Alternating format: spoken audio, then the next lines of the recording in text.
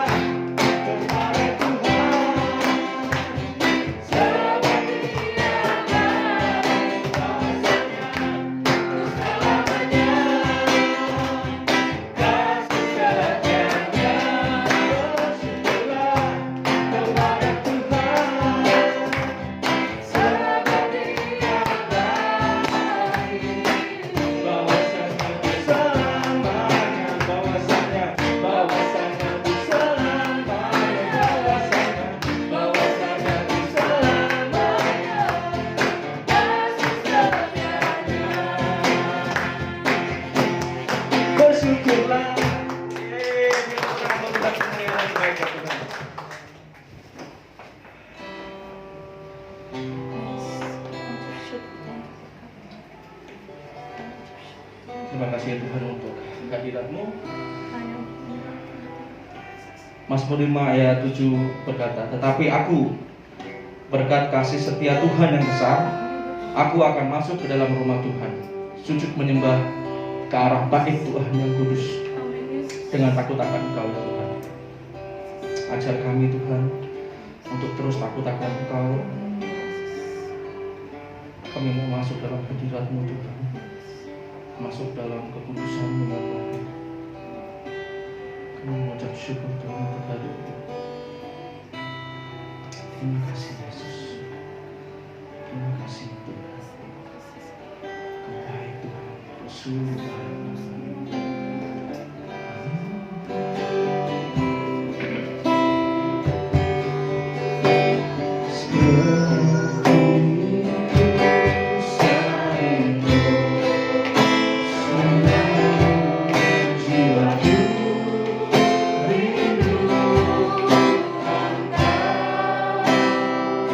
Kalau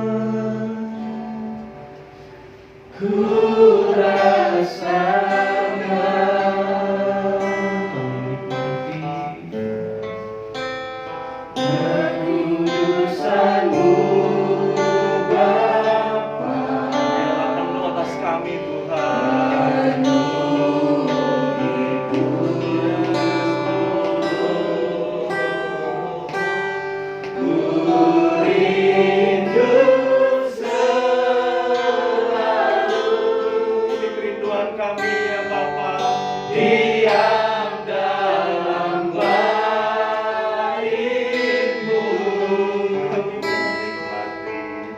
menikmati kasih yang luar biasa.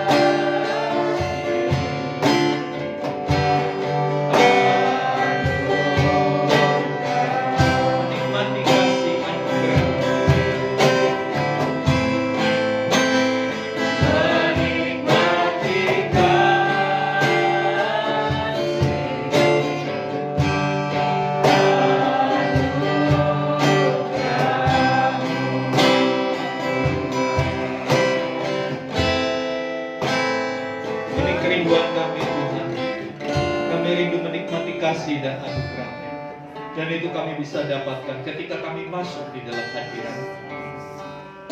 Ketika Engkau hadir, maka segala sesuatu akan dikalahkan dengan kehadiran, karena Engkau adalah segalanya.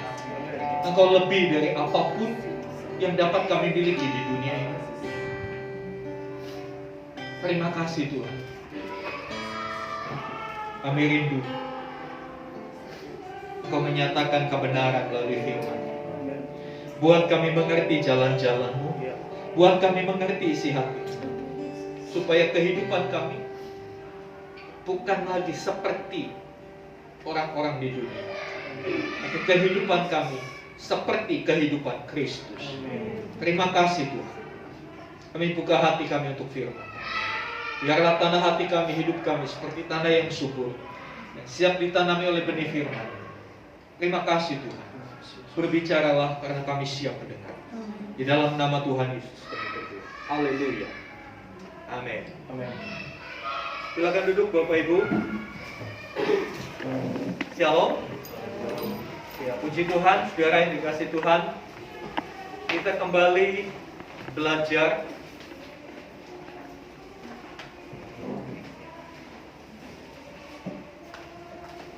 kita kembali belajar masih dalam rangkaian spiritual check up. Ya. Kerohanian kita perlu dicek. Apakah kerohanian kita masih sehat? Atau kerohanian kita sedang mengalami gangguan? Semakin cepat kita tahu, maka semakin cepat kita memperbaiki, kan seperti itu. Jangan tunggu sampai stadium 4 dulu. Kalau sudah stadium 4 repot. Ya. Saudara yang dikasih Tuhan, hari ini kita mau belajar. Apakah kita memiliki kepekaan untuk menyadari kehadiran Tuhan dalam hidup ini? Mengapa ini penting? Karena kita tentunya, kita sadar, kita akui kita tidak dapat hidup tanpa Tuhan. Amin. Kehadiran Tuhan menjadi satu yang sangat penting, satu yang sangat urgent dalam hidup kita. Saudara yang dikasih Tuhan, ya, Dia Immanuel, Tuhan beserta kita. Dia berjanji tidak akan meninggalkan kita. Pertanyaannya, kita sadar nggak kita bisa disertai Tuhan? Kadangkala kita tidak sadar disertai Tuhan. Kadangkala kita tidak sadar kalau Tuhan hadir dalam hidup kita. Kita mau belajar dari satu kisah di dalam Lukas pasal yang ke-24. Injil Lukas pasal yang ke-24 ayat yang ke-13 sampai 34. Cukup panjang bacaan kita hari ini, ya. Tapi kita akan melihat hal-hal yang luar biasa yang tentunya akan membantu kita untuk bisa semakin menyadari kehadiran Tuhan dalam hidup kita. Injil Lukas 24 ayat 13 sampai 34. Demikian firman Tuhan, saya bacakan. Yesus menampakkan diri di jalan ke Emmaus. Pada hari itu juga 2 orang dari murid-murid Yesus pergi ke sebuah kampung bernama Emmaus yang terletak kira-kira 7 mil jauhnya dari Yerusalem. Dan mereka bercakap-cakap tentang segala sesuatu yang telah terjadi. Ketika mereka sedang bercakap-cakap dan bertukar pikiran, datanglah Yesus sendiri mendekati mereka, lalu berjalan bersama-sama dengan mereka. Tetapi ada sesuatu yang menghalangi mata mereka, sehingga mereka tidak dapat mengenal Dia. Yesus berkata kepada mereka, "Apakah yang kamu percakapkan sementara kamu berjalan?" Maka berhentilah mereka dengan muka muram. Seorang dari mereka, namanya Kleopas, jawabnya, "Apakah engkau satu-satunya orang asing di Yerusalem yang tidak tahu apa yang terjadi di situ pada hari-hari belakangan ini?" Katanya kepada mereka, "Apakah itu?" Jawab mereka, "Apa yang terjadi dengan Yesus, orang Nazaret. Dia adalah seorang nabi yang berkuasa dalam pekerjaan dan perkataan di hadapan Allah dan di depan seluruh bangsa kami. Tetapi imam-imam kepala dan pemimpin-pemimpin kami telah menyerahkan dia untuk dihukum mati, dan mereka telah menyalibkannya. Padahal kami dahulu mengharapkan bahwa dialah yang datang untuk membebaskan bangsa Israel. Tetapi sementara itu telah lewat 3 hari sejak semuanya itu terjadi. Tetapi beberapa perempuan dari kalangan kami telah mengejutkan kami. Pagi-pagi buta mereka telah pergi ke kubur dan tidak menemukan mayatnya. Lalu mereka datang dengan berita bahwa telah kelihatan kepada mereka malaikat-malaikat yang mengatakan bahwa ia hidup. Dan beberapa teman kami telah pergi ke kubur itu dan mendapati bahwa memang benar yang dikatakan perempuan-perempuan itu, tetapi dia tidak mereka lihat. Lalu ia berkata kepada mereka, "Hai kamu orang bodoh, betapa lambannya hatimu, sehingga kamu tidak percaya segala sesuatu yang telah dikatakan para nabi. Bukankah Mesias harus menderita semuanya itu untuk masuk ke dalam kemuliaannya?" Lalu ia menjelaskan kepada mereka apa yang tertulis tentang dia dalam seluruh kitab suci, mulai dari kitab-kitab Musa dan segala kitab nabi-nabi. Mereka mendekati kampung yang mereka tuju. Lalu ia berbuat seolah-olah hendak meneruskan perjalanannya. Tetapi mereka sangat mendesaknya, katanya, "Tinggallah bersama-sama dengan kami, sebab hari telah menjelang malam dan matahari hampir terbenam." Lalu masuklah ia untuk tinggal bersama-sama dengan mereka. Waktu ia duduk makan dengan mereka, ia mengambil roti, mengucap syukur, lalu memecah-mecahkannya dan memberikannya kepada mereka. Ketika itu terbukalah mata mereka, dan mereka pun mengenal dia. Tetapi ia lenyap dari tengah-tengah mereka. Kata mereka seorang pada yang lain, bukankah hati kita berkobar-kobar ketika ia berbicara dengan kita di tengah jalan dan ketika ia menerangkan kitab suci kepada kita? Lalu bangunlah mereka dan terus kembali ke Yerusalem. Di situ mereka mendapati ke-11 murid itu. Mereka sedang berkumpul bersama-sama dengan teman-teman mereka. Kata mereka itu, "Sesungguhnya Tuhan telah bangkit dan telah menampakkan diri kepada Simon." Lalu kedua orang itu pun menceritakan apa yang terjadi di tengah jalan dan bagaimana mereka mengenal dia pada waktu ia memecah-mecahkan roti. Bapak Ibu Saudara yang dikasihi Tuhan, kisah ini menarik. Kisah ini terjadi setelah Tuhan Yesus disalib, Tuhan Yesus bangkit. Jadi diperkirakan sekitar 1 minggu setelah penyaliban Tuhan Yesus. Dan tentunya peristiwa penyaliban Tuhan Yesus menjadi satu berita yang viral pada waktu itu. Semua orang membicarakannya, menjadi sesuatu yang fenomenal, menjadi sesuatu yang dibicarakan oleh banyak orang, termasuk oleh dua orang ini. Dikatakan ada dua orang dari Yerusalem ke Emmaus. Tidak disebutkan siapa, hanya disebutkan satu, namanya Kleopas. Pastinya dua orang ini, Alkitab mencatat mereka adalah murid-murid. Ada dua orang murid Tuhan Yesus. Walaupun dua orang ini tidak termasuk 12 rasul, tapi pastinya dua orang ini tahu persis siapa Yesus, mengenal Yesus, ikut dalam setiap sesi-sesi pengajaran Tuhan Yesus. Bahkan mungkin mereka terlibat ketika Tuhan Yesus mengadakan mujizat. Tetapi pada waktu itu dikatakan, mereka lagi jalan ke Emmaus berdua. Di tengah jalan ketemu Tuhan Yesus. Dikatakan Tuhan Yesus sendiri mendekati mereka. Datanglah Yesus sendiri mendekati mereka. Tetapi mereka nggak sadar. Karena apa? Mereka sedang membicarakan kematian Yesus, membicarakan masalah yang mereka hadapi. Sebetulnya apa sih masalah mereka pada waktu itu? Yesus mati, ya sudah. Tapi ada satu yang menarik dari cerita ini. Mereka berharap ketika Tuhan Yesus tampil pelayanan, mereka melihat bahwa di dalam pelayanan Tuhan Yesus yang disertai dengan kuasa Allah, mereka menaruh pengharapan Yesus ini yang bakal melepaskan mereka. Pada waktu itu bangsa Israel ada di bawah penjajahan Roma. Kalau kita tanya kepada orang tua kita atau kakek nenek kita yang hidup dalam penjajahan Belanda, oh pasti mereka cerita dengan penuh semangat. Waduh, dulu susah begini, berjuang begini. Ya. Kurang lebih seperti itu gambaran latar belakang kejadian penyaliban Tuhan Yesus.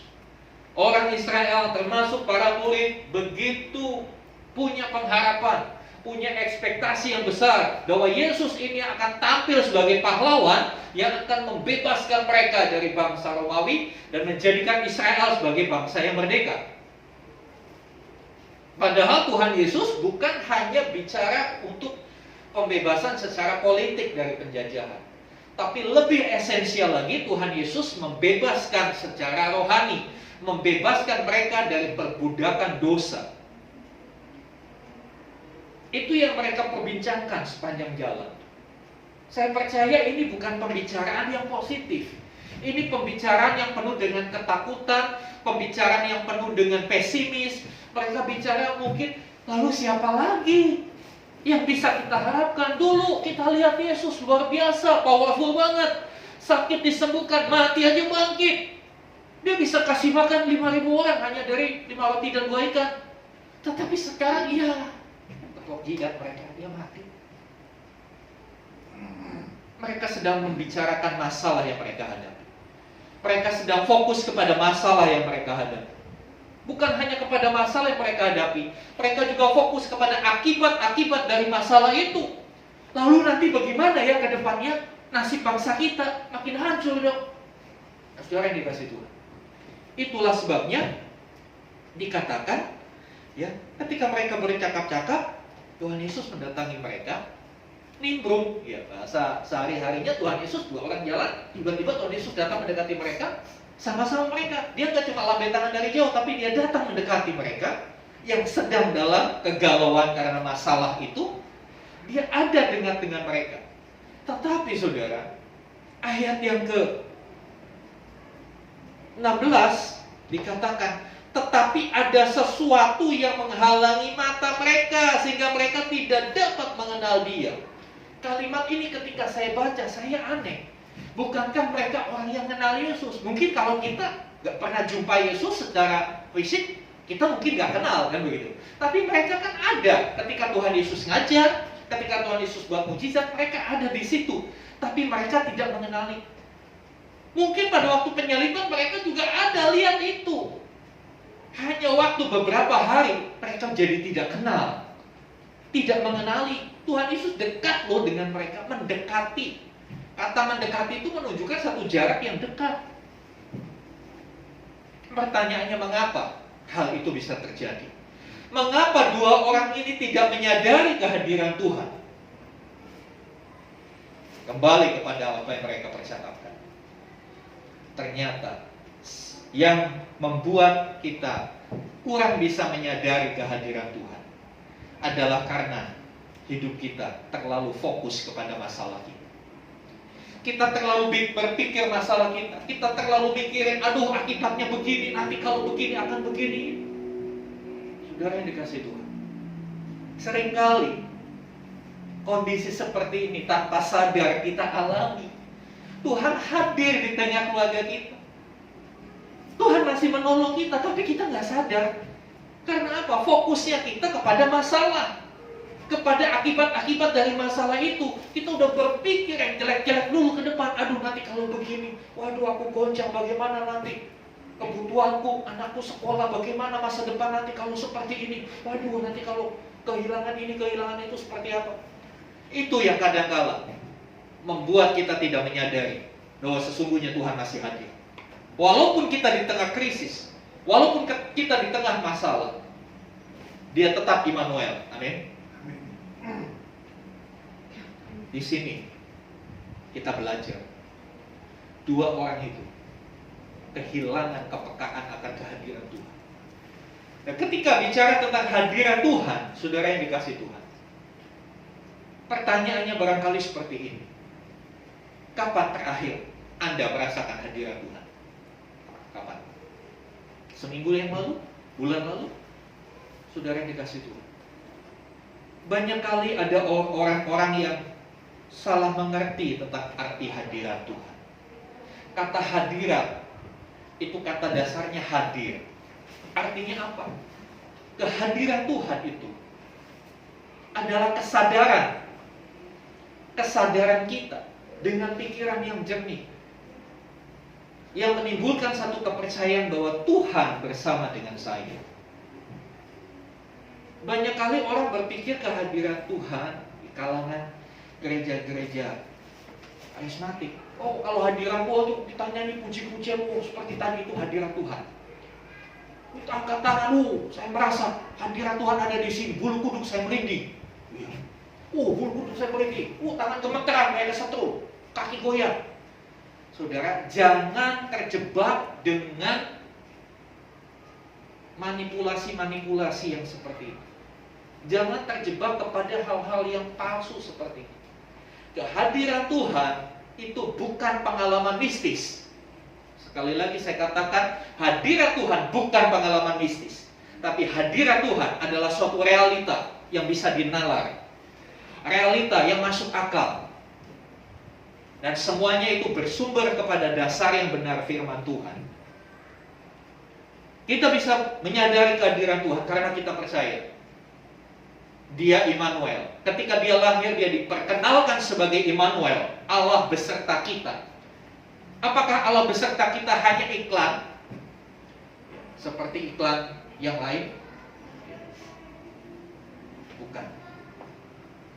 Pernyataan diri ketika Tuhan Yesus lahir dengan sebutan Immanuel, Allah beserta kita, adalah sebuah yang nyata, sebuah realistis, sebuah realita yang harus kita terima dengan iman.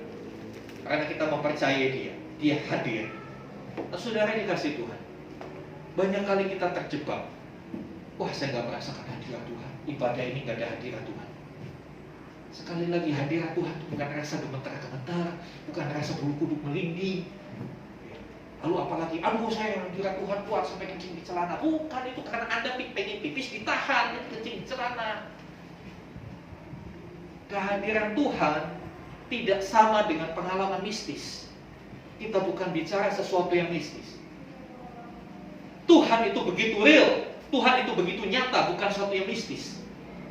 Nah, saudara dikasih Tuhan, dua orang ini, Tuhan Yesus hadir secara fisik di antara mereka. Mereka gak kenal. Kenapa? Karena mereka fokus kepada masalah. Mereka asik membicarakan masalah mereka. Nah, saudara yang dikasih Tuhan,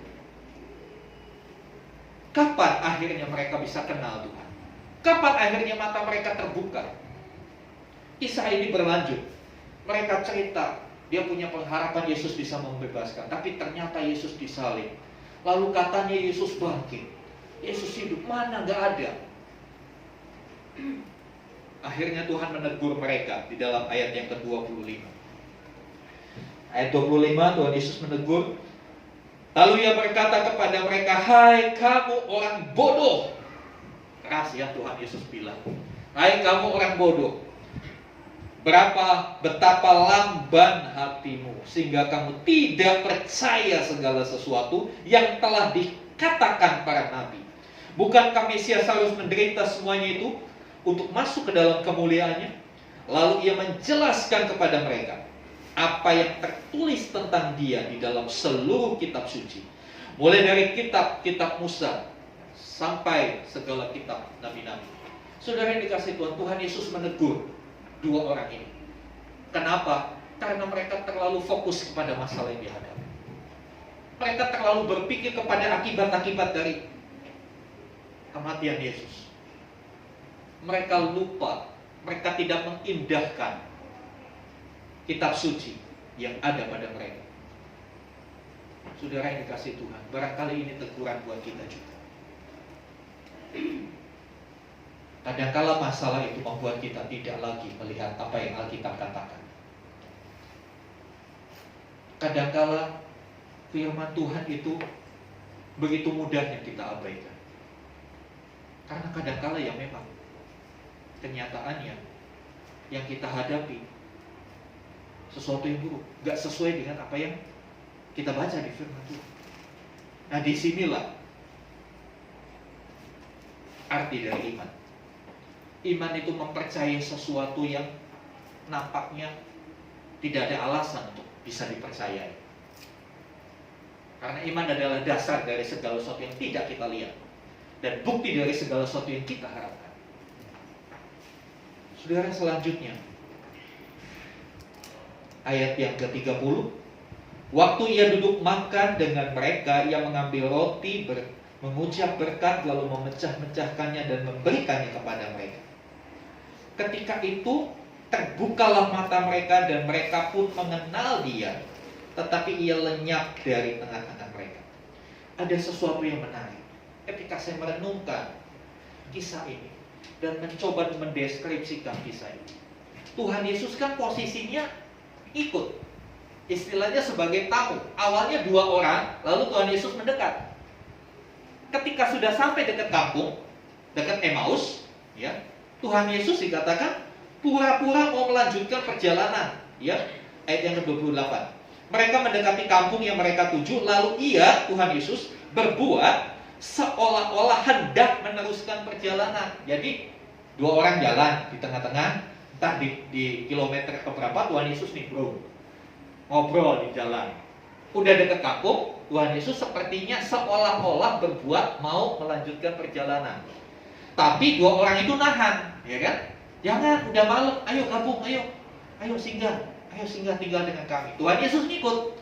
Saya tanya, posisi Tuhan Yesus itu di kampung itu sebagai tamu apa sebagai tuan rumah? Sebagai tamu. Dia yang diajak. Posisi sekali lagi Tuhan yang diajak. Tuhan yang diajak gabung, tinggal dengan mereka malam itu. Disuruh nginep lah barangkali seperti itu simpel. Tapi di dalam ayat 30 itu sesuatu yang berbeda Tuhan buat.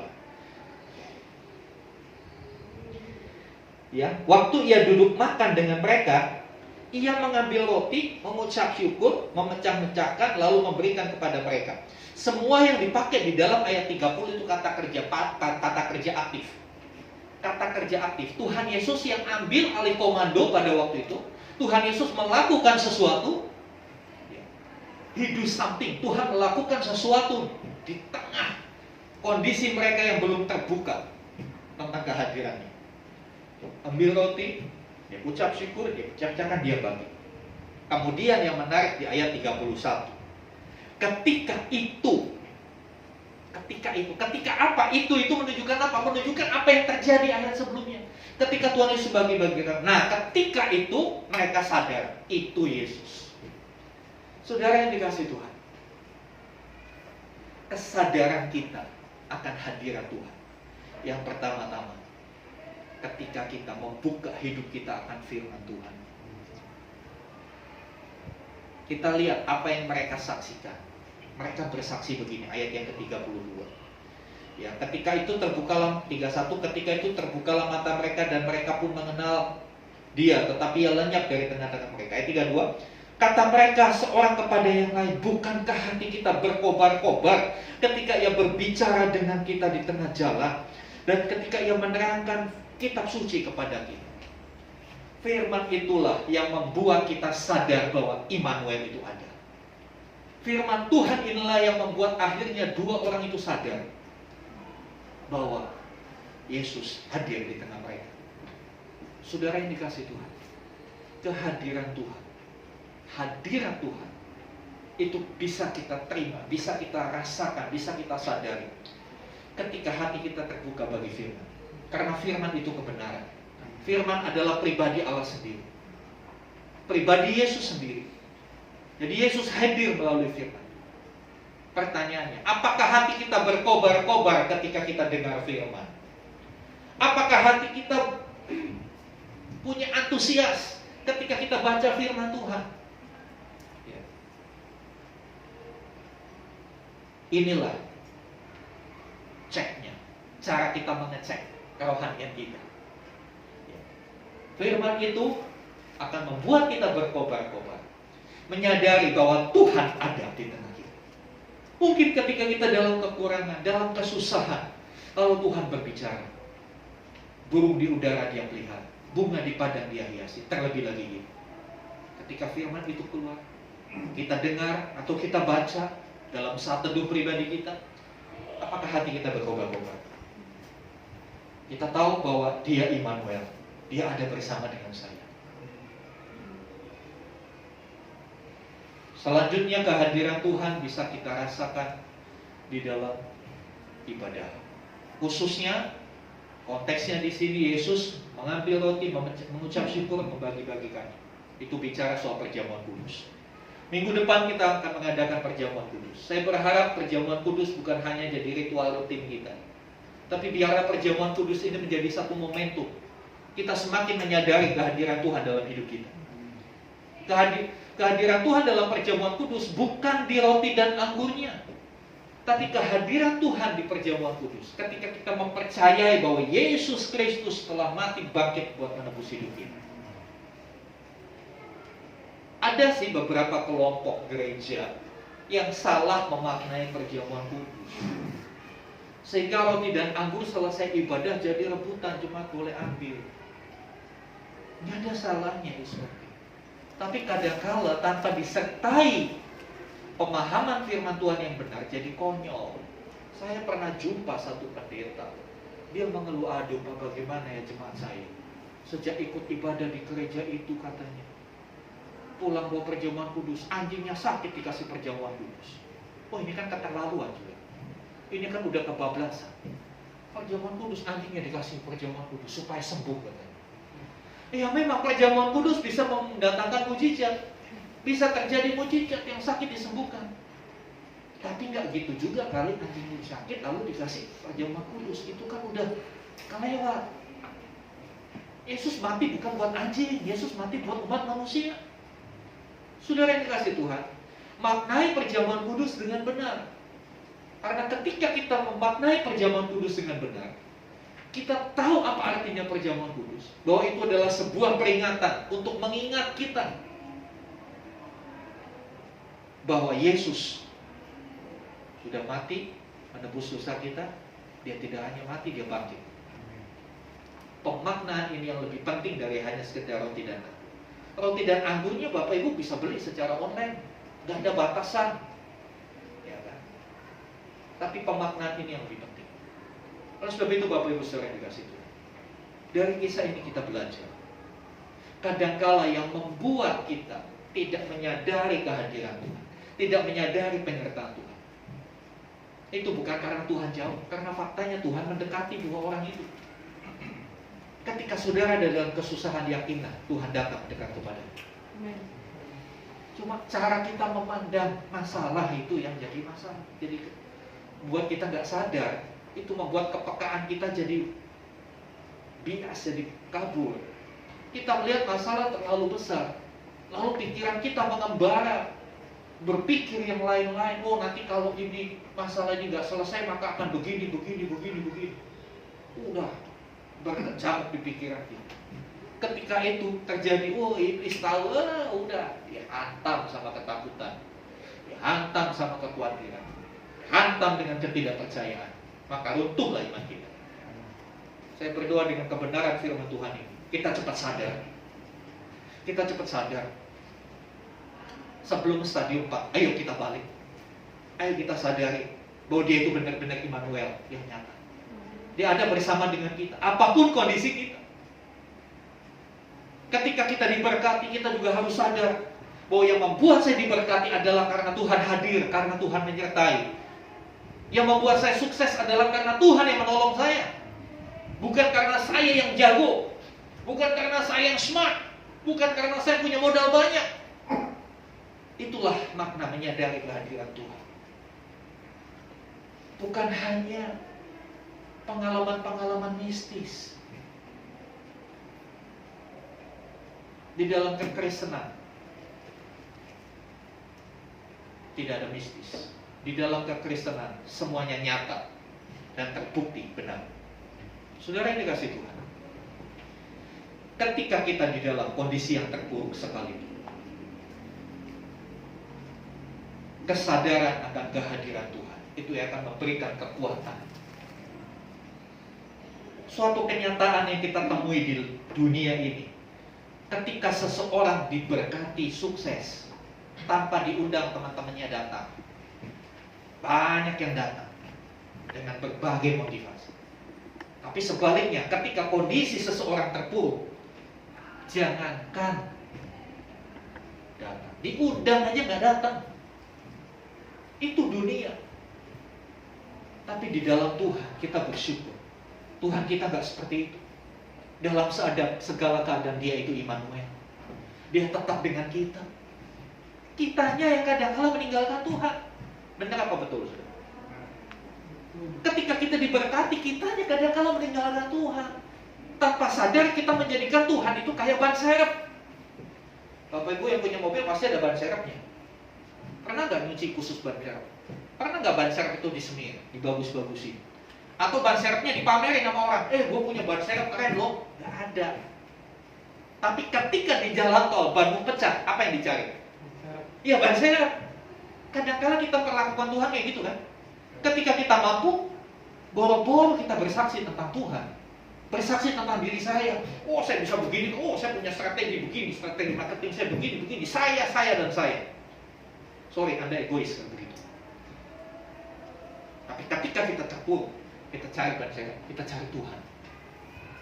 Kalau saudara jadi Tuhan, seperti apa? Saya mau katakan, mari bertobat dari hal seperti itu. Dia ada bagi kita. Pada saat kita sukses, dia ada. Karena kesuksesan itu Tuhan yang buat. Dalam kondisi terpuruk pun dia ada. Untuk dia terus berikan kekuatan.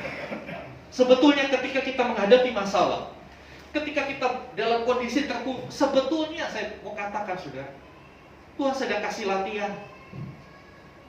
Tuhan sedang kasih latihan supaya kita tampil menjadi satu pribadi yang tangguh menghadapi segala masalah. Dan bukan hanya itu.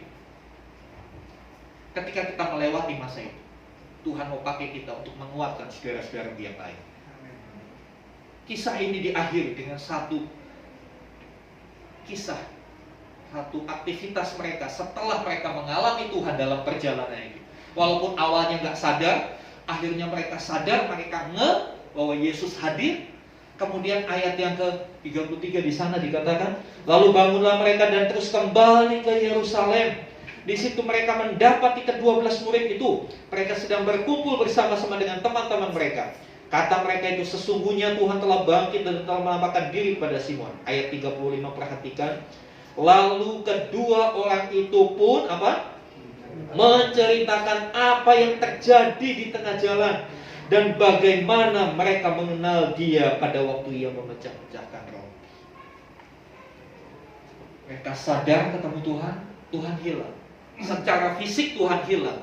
tapi kehadirannya nyata dalam hidup mereka.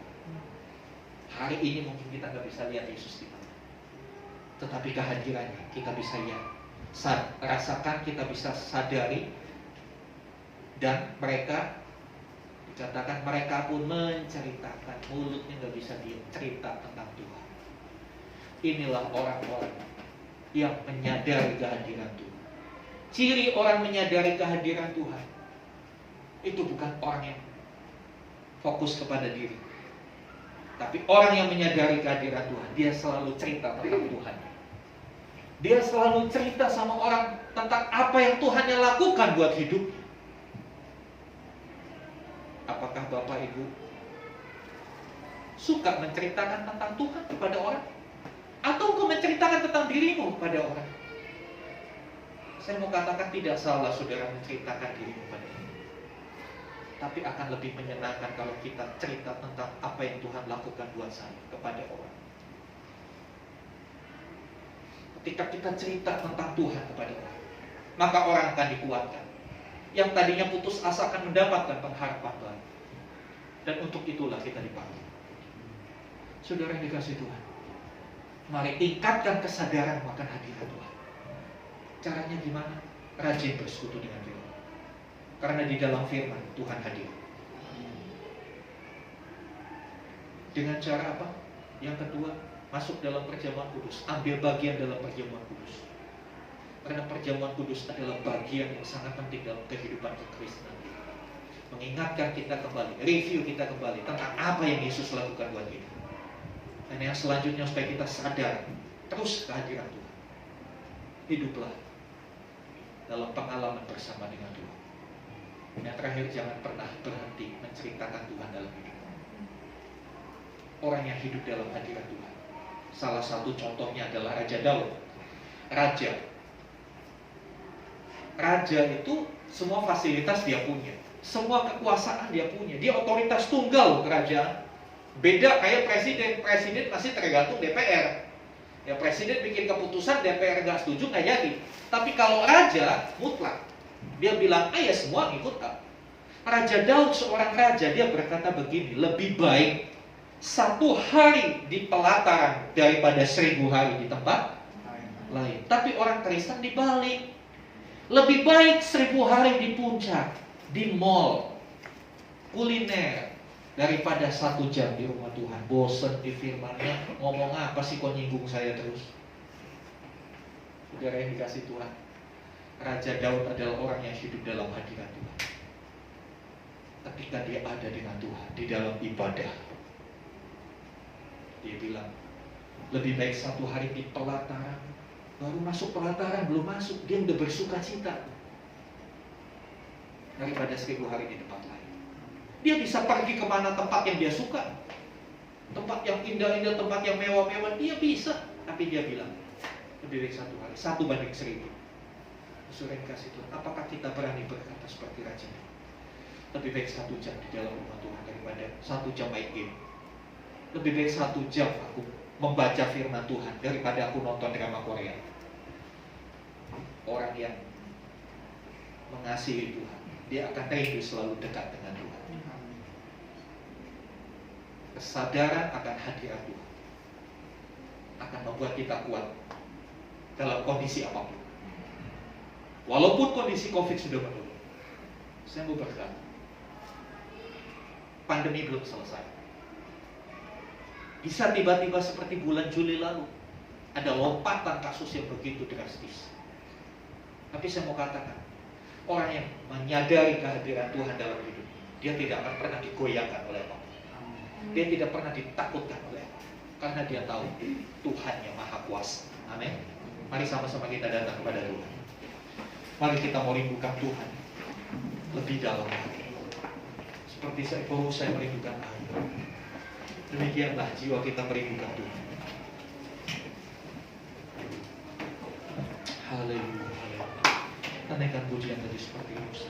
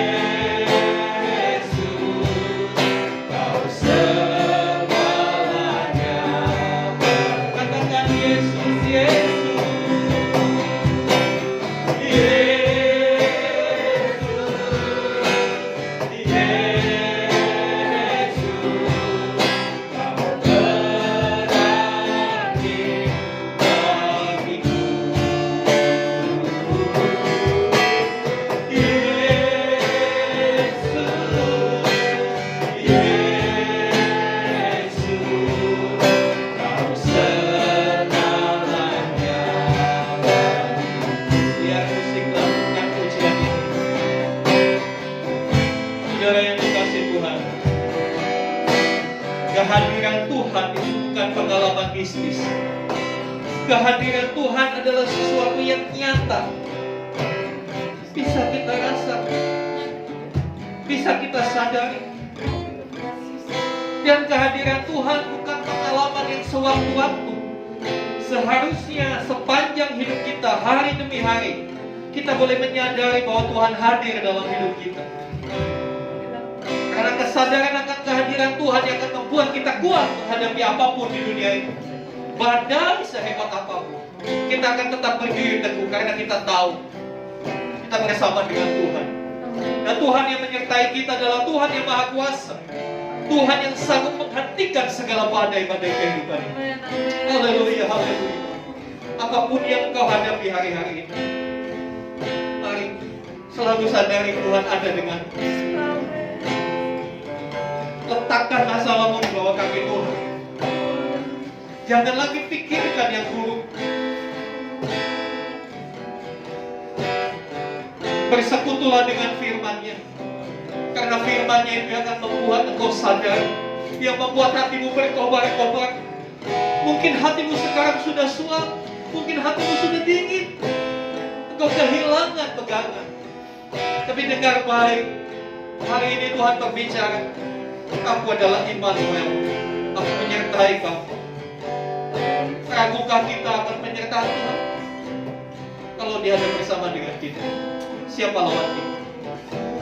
Haleluya, haleluya, haleluya. Mari kita panggil namanya. Yesus, Yesus, kau berarti bagi lebih dari apapun yang di dunia, lebih dari uang miliaran. Tuhan Yesus lebih besar dari itu. Yesus,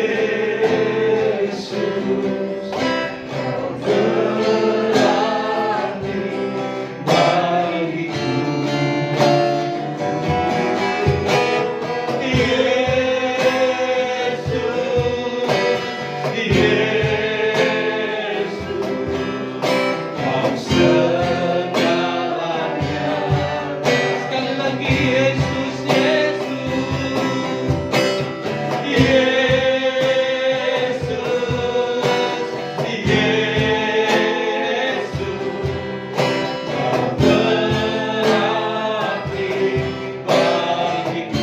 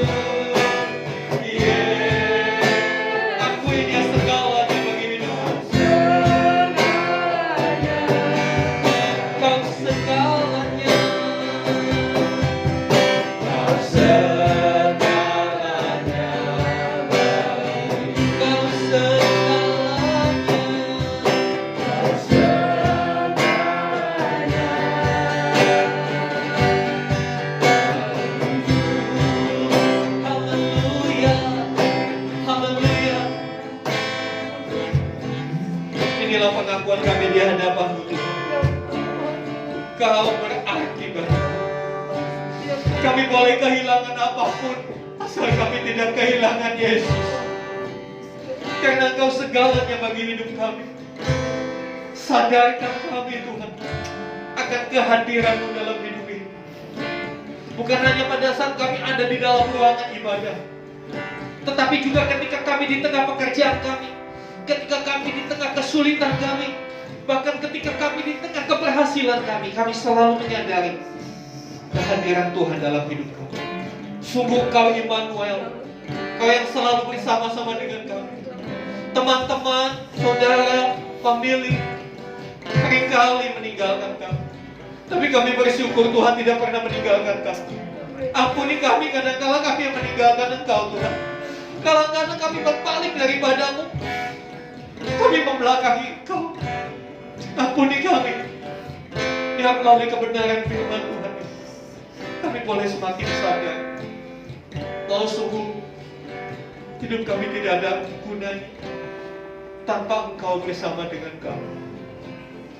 Dan biarlah kesadaran akan kehadiran membuat kami menjalani hidup dengan kekuatan, membuat kami menjalani hidup dengan kekudusan. Kesadaran akan hadirat memberikan kesadaran kami juga untuk meninggalkan dosa.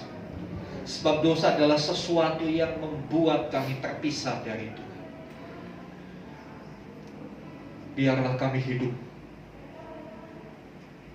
di dalam kekudusan dengan melakukan kebenaran firman. Dan kami percaya kekuatan itu selalu Tuhan alirkan Tuhan. Terima kasih Tuhan.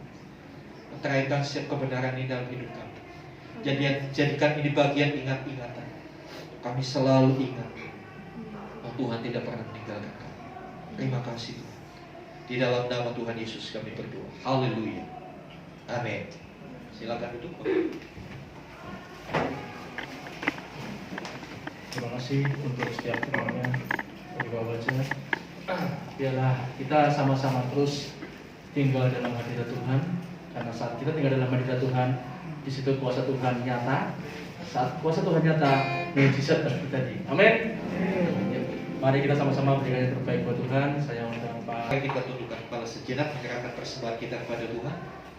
Bapa di surga, inilah ucapan syukur kami karena penyertaan. Kami sadar tidak sebanding dengan berkat-Mu yang Tuhan anugerahkan buat kami. Tapi kami mau belajar memberi dengan sukacita, memberi dengan kerelaan. Biarlah taburan kami itu akan mendatangkan tuaian besar. Berkati setiap rupiah yang sudah dipersembahkan. Biarlah setiap orang yang diberikan kepercayaan untuk mengelola, diberikan hikmat, sehingga setiap rupiah ini boleh digunakan untuk lebaran pekerjaan Tuhan, kemajuan pemberitaan Injil. Terima kasih Tuhan.